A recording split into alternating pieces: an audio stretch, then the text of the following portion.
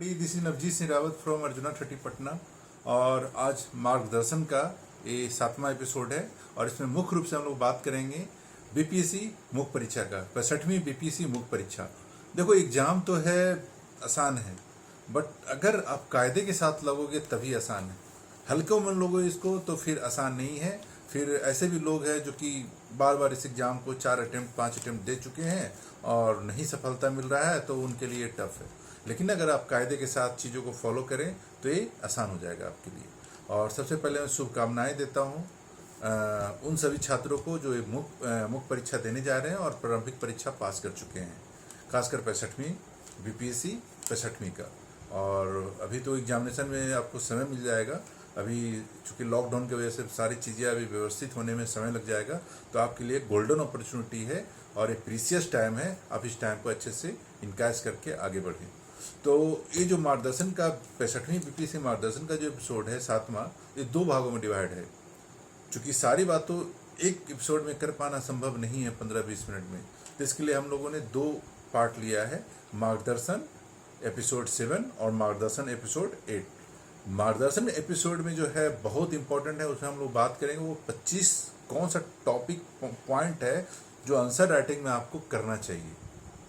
वो अगर 25 टॉपिक को बताए गए कायदे के अनुसार अगर आप करते हैं, मैं गारंटी बताता हूँ आपको, ना सिर्फ आप एग्जाम मेंस में रिजल्ट आएगा बल्कि अच्छे रैंक के साथ अच्छे नंबर आएगा। एक एवरेज स्टूडेंट से आप कहीं ऊपर उठ जाएंगे और इंटरव्यू की चिंता नहीं रहेगी आपकी। इंटरव्यू में इतना नंबर आ जाए तो ये हो जाए वो हो जाए ना, मुख्य परीक्षा में इतना अंक आ जाएगा आपका कि आप एकदम निश्चिंत हो जाएंगे, बशर्ते कि उस 25 जो बातें बताई गई हैं एपिसोड 8 में मार्गदर्शन का, वो आप फॉलो करें। तो आज जो हम बात करेंगे मुख्य रूप से जो बीपीएससी मुख्य परीक्षा क्या है और कौन कौन किताब पढ़ना है और कौन क्या करना है, अभी उससे मुख्य रूप से बात करेंगे। देखो, जैसा मालूम है आपको कि इसमें आपको मुख्य रूप से 3 पेपर देना है। जीएस पेपर 1, समान अध्ययन पेपर 1, समान अध्ययन पेपर 2 और एक ऑप्शनल पेपर, एक वैकल्पिक विषय जो कि खुद से चुनना होता है वो पेपर होता है, और एक समान हिंदी जो सिर्फ 100 नंबर का होता है और उसमें 30 नंबर ला करके क्वालिफाई करना होता है। तो समान अध्ययन के 2 पेपर होंगे आपके 300-300 नंबर के, और एक ऑप्शनल विषय होगा 300 नंबर का। तो समान अध्ययन के जो 300 नंबर का पेपर होगा, कोशिश करो इसमें, देखो एवरेज स्टूडेंट जो है ना 60% 55% नंबर ले आते हैं, आपको उससे कहीं अधिक लाना पड़ेगा अंक, तब जाकर के आपका काम चलेगा। यानी कि अगर तीनों में 180 नंबर लाए तो लगभग आपका 540 550 नंबर के आसपास आता है, जो कि क्वालिफाई करने के लिए मुख्य परीक्षा उतना आवश्यक है। तो इतने से आपका काम नहीं चलेगा। सिलेक्शन तो हो जाएगा, इंटरव्यू के लिए कॉल तो आ जाएगा, लेकिन एक डर कहीं ना कहीं बैठा रहेगा कि फिर क्या होगा फिर क्या होगा। ऐसा काम क्यों न करके चलें कि मुख्य परीक्षा में इतने अंक उठा लें कि आगे की चिंता ही खत्म हो जाए, यहाँ तक इंटरव्यू का चिंता खत्म हो जाए। तो ये जो पेपर होता है जीएस पेपर 1, जीएस पेपर 2 और ऑप्शनल, ये तीनों का नंबर काउंट होता है और ये 900 नंबर होता है।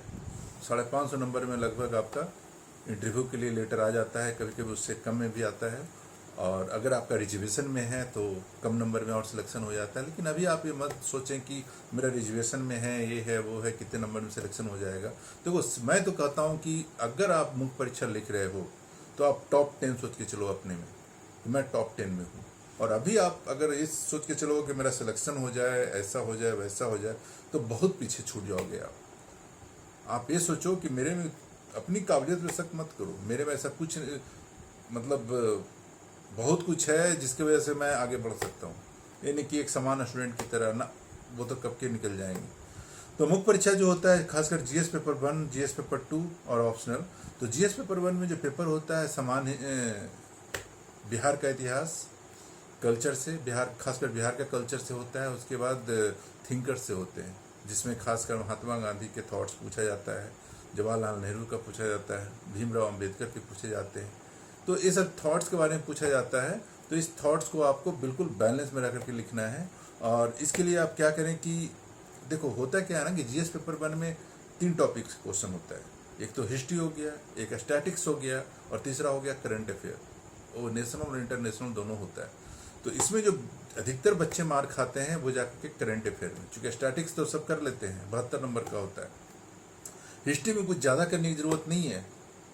कल्चर वही फिक्स क्वेश्चन है, उसको अच्छे से बना करके आंसर तैयार कर लिया अपना डायग्राम के साथ, उसके बाद बिहार का आधुनिक बिहार का इतिहास वो भी लोग कर लेते हैं अच्छे से, थिंकर्स वो भी कर लेते हैं। इसमें जो नंबर अगर ऊपर नीचे होता है किसी का तो वो जाकर के करंट अफेयर से ऊपर नीचे होता है।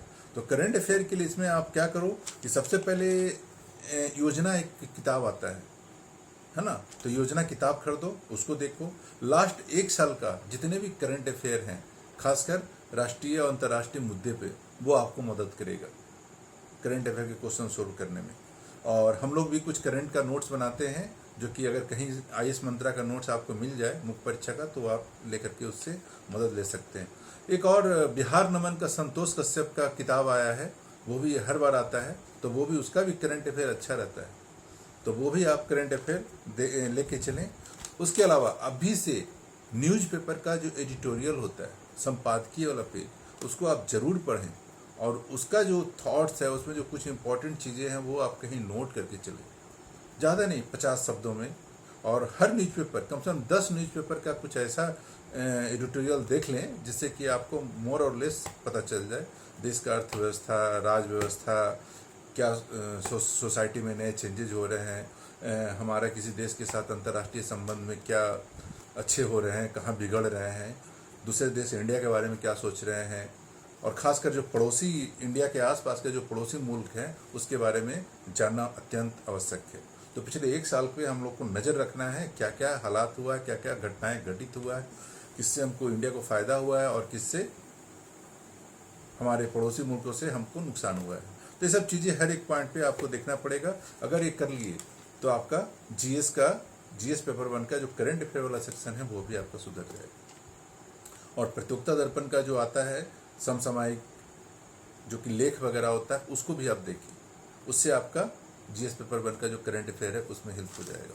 बाकी जीएस पेपर 1 में जो हिस्ट्री पोर्शन होता है उसके लिए स्पेक्ट्रम देख लें, फिर प्रीवियस ईयर का जो क्वेश्चन बैंक है वो देख लें, उसमें जो क्वेश्चन सॉल्व क्वेश्चन है। और फिर मैं बोलूँगा बिहार नमन का संतोष कश्यप का दिल्ली का मुखर्जी नगर का एक किताब आया, बिहार नमन 1 और बिहार नमन 2, उसको आप जरूर देखिए, वो हर साल अपडेट होके आता है। और उसका स्टैटिक्स भी आता है, इस बार मैं स्टैटिक्स देख रहा था, उसका बहुत ही सिंपल शब्दों में समझाया गया है, तो वो आप जरूर फॉलो करें स्टैटिक्स के लिए।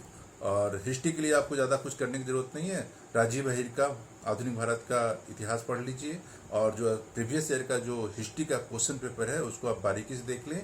और कल्चर का, खासकर बिहार का जो कल्चर है, 3-4 इंपॉर्टेंट क्वेश्चन है, उसको अच्छे से बना लें, आप तैयार कर लें। और ऐसे तैयार करें मटेरियल को, कैसे भी क्वेश्चन घुमा के पूछ दे, पाल कला पे, मौर्य कला पे, पटना कलम शैली पे, हम उसको बना ही देंगे और अच्छा आंसर लिख के आएंगे विद डायग्राम, पाई चार्ट और मैप के साथ।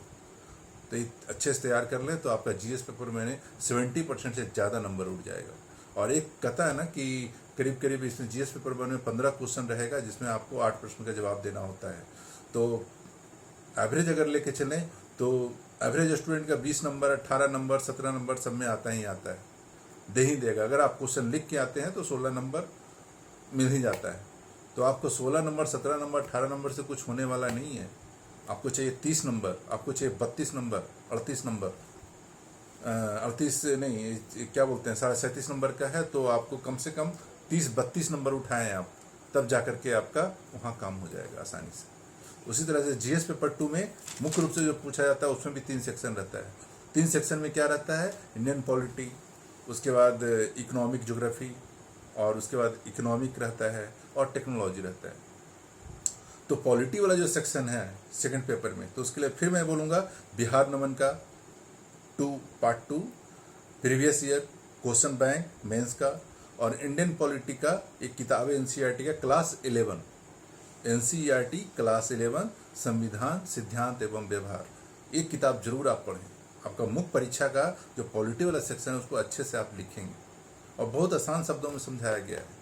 और ख़ासकर इन सब के अलावा जो प्रीवियस ईयर क्वेश्चन पेपर में या फिर बिहार नमन में जो है, बिहार में राजनीति की भूमिका, जाति की भूमिका, आरक्षण की भूमिका, चुनाव में आरक्षण की भूमिका, चुनाव में जाति की भूमिका, ये सब मुद्दों, ज्वलंत मुद्दों पे आप बहुत ही गंभीरता से अध्ययन करें। और कलम आपका बिल्कुल बैलेंस होना चाहिए, खासकर जहाँ जाति की बात हो, आरक्षण की बात हो, महिला सशक्तिकरण की बात हो, महिला आरक्षण की बात हो, ये सब पे बिल्कुल आपको बिल्कुल बैलेंस रहना पड़ेगा। जरा सा भी कलम भटका कि आप गए काम से।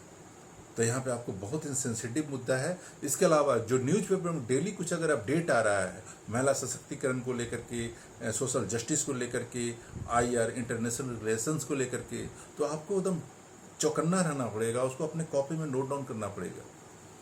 तो GS पेपर 2 में मैंने बताया पॉलिटी के लिए क्लास 11th का एक NCERT का बुक है, वो ले लीजिए आप। बुक का नाम है संविधान सिद्धांत एवं व्यवहार, और बिहार नमन का पार्ट 2, और प्रीवियस ईयर का क्वेश्चन बैंक किसी भी पब्लिकेशन का आप ले सकते हैं, मार्केट में किसी अरिहंत का या किसी भी पब्लिकेशन का संदर्भ का आप ले सकते हैं। वो हिंदी इंग्लिश दोनों मीडियम में आया है, उसको आप लेकर के एक बार जरूर देखें। और सबसे इम्पोर्टेंट बिहार का इकोनॉमिक सर्वे, बिहार का इकोनॉमिक सर्वे एकदम बारीकी से अध्ययन करें और उसका एक हर एंगल से नोट्स बनाएं आप, चाहे इंडियन पॉलिटी से रिलेटेड हो, सोशल जस्टिस में क्या सुधार हुआ है, इकोनॉमिक में क्या सुधार हुआ है, एग्रीकल्चर में क्या सुधार हुआ है, एक एक का नोट्स बनाएं। और जहाँ भी आप क्वेश्चन लिखेंगे उसको आप उस टॉपिक को फिट कर दें, क्योंकि कुछ चीज़ें तो है स्टैटिक और कुछ चीज़ें है डायनेमिक। तो स्टैटिक वाले पोर्शन तो आप किताब प्रीवियस ईयर इधर उधर से कर लेंगे, लेकिन डायनेमिक वाला जो बिहार का इकोनॉमिक सर्वे है, बिहार का जो बजट है, वो चीज़ें आपका बिल्कुल कंक्रीट है, और उस कंक्रीट पार्ट को उस आंसर में आप डालिए, इससे आपका आंसर का वैल्यू बढ़ जाएगा। कॉपी चेक करने वालों लगेगा ये बंदा अपडेट है ना, तो आपकी कॉपी की वैल्यू अलग हो जाएगी और आपको अंक अलग मिलेगा। क्योंकि कहते हैं ना कि अगर आपको अलग चाहिए, अलग परिणाम चाहिए, तो आपको करना भी दूसरों से अलग करना पड़ेगा, है ना, दूसरों से अलग तरीके से एक्ट करना पड़ेगा, अलग तरीके से प्रेजेंट करना पड़ेगा, तब जाकर के आपको अलग तरीके से ट्रीट किया जाएगा। और सेकंड पेपर में जो GS का सेकंड पेपर है, इसमें ज़्यादा लोग जो भटकते हैं टेक्नोलॉजी में, ठीक है। इसमें जो है पॉलिटी में अच्छा कर लेते हैं, ज्योग्राफी में अच्छा कर लेते हैं, इकोनॉमी में भी लिख के आ जाते हैं, लेकिन ज़्यादा जो गड़बड़ाते हैं वो टेक्नोलॉजी में। टेक्नोलॉजी के लिए बच्चों 2 किताबें बताऊंगा। एक तो पहले तो बिहार नमन में जो टेक्नोलॉजी वाला पार्ट है उसको आप अच्छे से देख लें, क्वेश्चन उससे ज़्यादा भटकता नहीं है। दूसरा जो प्रीवियस ईयर क्वेश्चन पेपर है अभी तक जो पूछा गया है, उसका हर एक एंगल को आप स्टडी कर लें। और एक विवास पैनोरामा का टेक्नोलॉजी आता है, वो आप खरीद लें। इससे ज़्यादा आप टेबल पे मत रखें। एक TMH का भी ले सकते हैं, TMH का आता है टेक्नोलॉजी करके, वो किताब खरीद लें। वो उसमें हर एक शब्दावली का बहुत अच्छे से व्याख्या किया है TMH में, तो TMH भी आप खरीद सकते हैं। टेक्नोलॉजी वाला हिस्सा नया वाला खरीदना जो नया आया है, तो इतना सारा चीज़ आप करें, इससे आपका काम आसान हो जाएगा। यानी GS पेपर 1 और GS पेपर 2। और एक चीज़ याद रखना, हर दिन अभी भी संपादकीय का हर एक हिस्सा जो इकोनॉमी को टच करता है, जो एग्रीकल्चर को टच करता है, हाँ, जो डेमोग्राफी को टच करता है, जो क्या बोलते हैं इकोनॉमी को टच करता है, हर एक चीज़ें आप कॉपी में नोट करें। यहाँ तक इवन IR वाले हिस्से को भी आप जरूर नोट के चले, देश में अभी क्या हालात हैं, इंटरनेशनल क्या चीज़ें अभी हो रही है, ये सारा चीज़ें अभी आप अभी कॉपी में नोट करें। ज़्यादा नोट उतारने की जरूरत नहीं, पूरा संपादकीय को बस 2-3 लाइन 50 शब्द में, तो हर न्यूज़पेपर में कुछ ना कुछ मिल जाता है। और मैं भी भेजना शुरू किया हूँ ग्रुप में, जो ग्रुप बना हुआ है मार्गदर्शन का, तो उस ग्रुप में मैं भेजना शुरू किया हूँ, जिसमें 10 न्यूज़पेपर का एडिटोरियल है, और उससे काफ़ी लाभ होगा आपको आने वाले दिनों में। तो ये GS पेपर 1, GS पेपर 2, और बाकी रहा ऑप्शनल पेपर। तो ऑप्शनल पेपर में देखो, जो मुख्य रूप से अब तो रख लिए होगे आप लोग, डिसाइड कर लिए होगे ऑप्शनल पेपर जिसका जो होगा, अब तो चेंज हो नहीं सकता। तो ऑप्शनल पेपर के लिए क्या करना है कि ऑप्शनल पेपर में 5 विषय ऐसा है ऑप्शनल जिसमें आप आसानी से कर सकते हो, चाहे किसी भी बैकग्राउंड से आप आए। 5 विषय ऐसा है जिसमें आप अच्छे खासे नंबर उठा सकते हैं, चाहे आप हिंदी मीडियम के हो, चाहे आप इंग्लिश मीडियम के हो। पहला हिंदी लिटरेचर, नो डाउट। दूसरा इतिहास, तीसरा पॉलिटिकल साइंस, चौथा फिलॉसफी, और 5वां एंथ्रोपोलॉजी। ये 5 विषय जरूर आप देखें। अगर आप साइंस बैकग्राउंड से हैं तो एंथ्रोपोलॉजी देख सकते हैं, जूलॉजी देख सकते हैं, या केमिस्ट्री देख सकते हैं, या ज्योग्राफी देख सकते हैं। और अगर आपकी लोक प्रशासन में दिलचस्पी है, चीज़ें समझ में आती है, तो लोक प्रशासन भी रख सकते हैं, हाँ, चीज़ों के साथ अपडेट कर करके, और वो भी रख सकते हैं। लेकिन जो 5 विषय मैंने बताया, इससे आपका सफलता आसान हो जाएगा। और हर विषय का, जैसे हिस्ट्री में, हिंदी लिटरेचर में क्या पढ़ना है, कैसे पढ़ना है, तो इसका अलग अलग मैं पार्ट बाय पार्ट वीडियो बना रहा हूँ, ताकि इसको समझने में बारीकी से आपको बहुत आसानी होगी। क्या करना है, नहीं करना है, एक एक चीज़ों के लिए मैं अलग से वीडियो बना रहा हूँ। और सबसे पहले जो भी ऑप्शनल पेपर आप रख रहे हैं, जैसे हिस्ट्री रख रहे हैं, तो सबसे पहले हिस्ट्री का प्रीवियस ईयर का क्वेश्चन बैंक खरीदें और उस पर जो सोल्व है उसको आप जरूर पढ़ें, क्योंकि हिस्ट्री में ज़्यादा डायनेमिक नहीं होता है। अब इधर कुछ हल्का फल्का चीज़ें क्वेश्चन चेंज हो रहा है, लेकिन ज़्यादा डायनेमिक नहीं होता है हिस्ट्री में क्वेश्चन। तो 60% 70% जो प्रीवियस ईयर का ही चीज़ें रहता है, तो थोड़ा बहुत जो बदलाव है। तो एनसीईआरटी जरूर पढ़ें आप, अगर हिस्ट्री ऑप्शनल है तो। प्रीवियस ईयर का क्वेश्चन पेपर आप जरूर पढ़ें अगर हिस्ट्री ऑप्शनल है तो। और एक ग्रेवी बनाना सीखें, जैसे बहुत सारा प्रीवियस ईयर क्वेश्चन पढ़ करके उसका उत्तर पढ़ करके आपके माइंड में कुछ ना कुछ डेवलप होगा। तो कुछ चीज़ें ऐसा है जो पूरे क्वेश्चन पेपर में 10 साल के क्वेश्चन पेपर में कॉमन है, तो वो जो कॉमन सी चीज़ें उसको आप कहीं नोट डाउन करें, वो भी शॉर्ट फॉर्म में, ताकि कोई प्रश्न पूछे तो उसमें ये वाला हम इसको डाल ही देंगे। हाँ, तो ऐसे करके चलें, कुछ ग्रेवी तैयार करके रखें। और ग्रेवी कौन तैयार कर सकता है? उसी को बोलता है अपना नोट्स। तो वो अपना नोट्स बनाए और वो ग्रेवी हमेशा शॉर्ट में रखिए, ज़्यादा लेंदी मत रखिए। तो ऑप्शनल पेपर का अलग अलग मैं आपको सलाह दूंगा, इतिहास का, हिंदी लिटरेचर का, पॉलिटिकल साइंस का, एंथ्रोपोलॉजी का और फिलॉसफी का। ये 5 विषय के लिए मैं आपको गाइड कर सकता हूँ, सलाह दे सकता हूँ। और बाकी और विषय के लिए और भी विशेषज्ञ लोग हैं, उनसे भी आप राय ले सकते हैं, सलाह ले सकते हैं, वो आपको अच्छे से मार्गदर्शन करेंगे। तो यही बताना था आपको। और एक काम जो अभी आपको करने की ज़रूरत है, एक चीज़ करना कि क्वेश्चन जो है अभी से ही सोच के चलना कि क्वेश्चन मेरा एक भी ना छूटे।